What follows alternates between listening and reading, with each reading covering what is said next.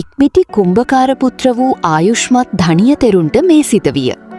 තෙවැනි වරතෙක් ගමට පිඩු පිණිසමා පිවිසියදී තනගෙන යන ස්ත්‍රීහූද දැවගෙන යන ස්ත්‍රීහූද තනකිලිය බිඳ තනද දැවද රැගෙන ගියාහුය.